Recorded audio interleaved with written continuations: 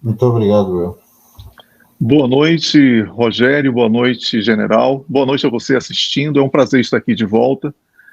General, eu gostaria de fazer a minha primeira pergunta, porque tem sido algo muito óbvio para que, nos meus comentários, analisando sempre o que vem acontecendo lá na Ucrânia, eu tenho dito que a Rússia venceu essa batalha, no campo de batalha, nas primeiras 48 horas, quando destruiu o sistema de defesa aéreo da Ucrânia, e o espaço aéreo ucraniano não é dominado pelos ucranianos.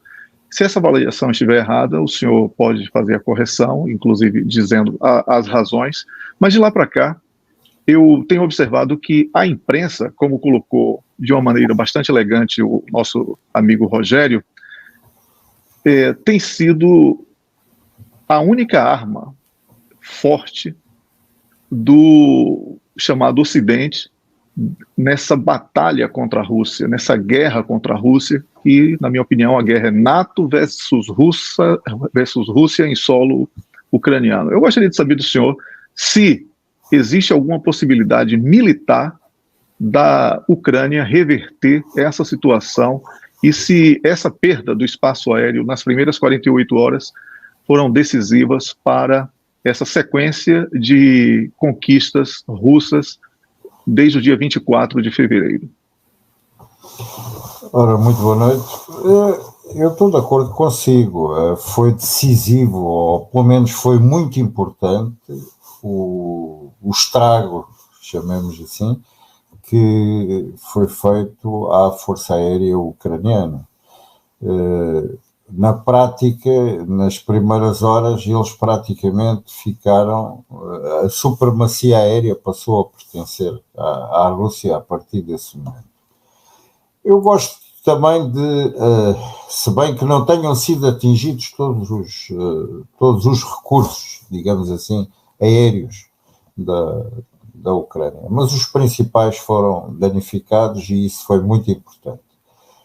Por outro lado, eu considero que a manobra que foi feita pela Rússia foi uma manobra excelente em termos militares. A maneira como, na prática, obrigou a Ucrânia a desviar os seus principais meios que estavam na região do Donbass, as suas forças mais poderosas, digamos assim, para acorrer à região de Kiev e a outras regiões que considerou ameaçadas. Em todo o caso, eu penso que terá havido também algum excesso de confiança da parte russa também, que obviamente os levou depois, por exemplo, eu entendo que falhou nitidamente na região, não de Kiev, porque isso foi uma manobra nitidamente para forçar a Ucrânia a dispersar as suas forças, mas na região de Nikolaev, que era muito importante ter sido conquistada, não foi. E isso teve reflexos depois posteriores, como vimos agora na região de Kherson. Por exemplo, aí considero que falhou a manobra russa nesse aspecto. Outra área onde também não correu muito bem foi na região de Kharkiv, porque nessa área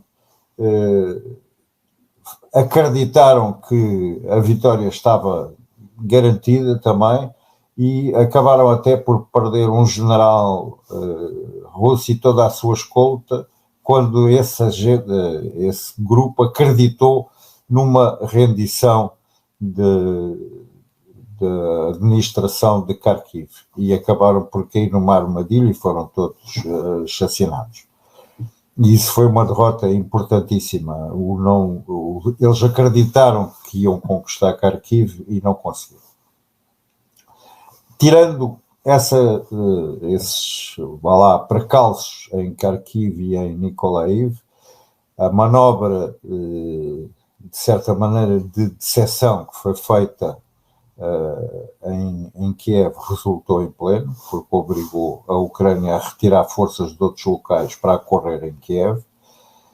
Para os mais incautos que pensaram que a Rússia queria conquistar Kiev, é óbvio que não queria, não é com 20 mil homens ou 30 mil que se conquista uma cidade de 3 ou 4 milhões de habitantes e as imensas forças que estavam no local.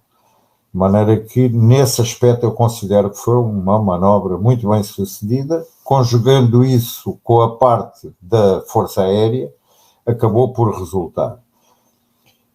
Eu penso que militarmente a Rússia ainda está com vantagem.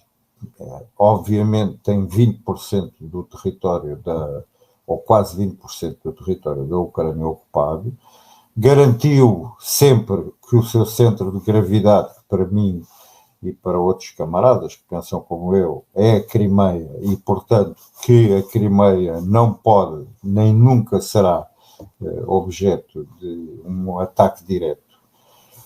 E portanto eu penso que será muito difícil à Ucrânia recuperar a iniciativa. Aliás, neste momento estamos naquilo que se pode dizer um impasse, eu nem diria impasse, eu diria mais uma pausa estratégica, enquanto não chegam as forças que a Rússia mobilizou. Portanto, desta mobilização, bom, por exemplo, em termos comparativos, a Rússia fez agora a sua primeira mobilização, a Ucrânia fez 9 mobilizações e neste momento anda, digamos assim, a rapar o fundo do tacho, porque anda nas ruas, nas discotecas, nos bares, nos restaurantes, a recrutar à força praticamente uma data de gente. Até, neste momento, a recrutar rusófonos, o que não deixa de ser curioso. Mas, portanto, eu penso que quando a mobilização, as forças que a Rússia mobilizou estiverem em posição, e, por exemplo, hoje há a notícia de uma grande coluna de carros de combate, já com camuflagem de inverno, a dirigirem-se para a região norte do Donbass, e, portanto, a indicação é digamos, uma notícia que nos diz que qualquer coisa poderá suceder naquela região relativamente a breve prazo. Portanto, em termos militares, vamos ver qual é a movimentação que vai haver, mas tal como disse, eu penso que neste momento a Ucrânia terá poucas possibilidades de dar a volta à situação. Os próprios americanos, de certa maneira, já o reconhecem. O general Mark Milley praticamente disse isso quando começou a notar que dificilmente a Ucrânia conseguirá uma vitória militar. E temos que ter a consciência que sim, que não terá grandes possibilidades de dar a volta a esta situação, por mais apoio que receba, por mais material que receba. Por outro lado, o próprio Ocidente já começa a esgotar também muito das suas reservas para poder ajudar a Ucrânia. E já começa a retirar material que, no caso de haver uma confrontação a sério com outro bloco, seguramente lhe faria muita falta. E mesmo assim já estão a dispor de material para a Ucrânia que, de certa maneira, lhes confere também a eles próprios alguma fraqueza nesse âmbito. Eu estou a referir, por exemplo, o caso das munições de artilharia, em que eles estão a entrar nas chamadas reservas de guerra. Os países que estão a ajudar a Ucrânia estão a entrar nas suas reservas de guerra. E isso é sempre preocupante. Quando eles estão a desguarnecer áreas que, em princípio, devem ser mantidas sempre com alguma segurança, chamemos-lhe assim. Portanto, eu estou de acordo com aquilo que disse. Eu penso que a Rússia terá em breve condições para, de certa maneira, obter mais ganhos no terreno e conseguir, digamos, quase forçar a Ucrânia a negociar.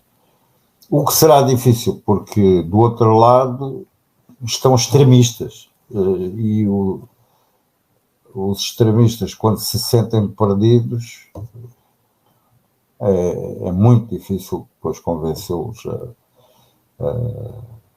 a ceder. E no caso da Ucrânia, a gente que rodeia o Sr. Zelensky é gente, na realidade, com princípios éticos questionáveis, que não se importam de sacrificar o seu povo, seja de que maneira for, só para eles próprios sobreviverem. Mas é assim.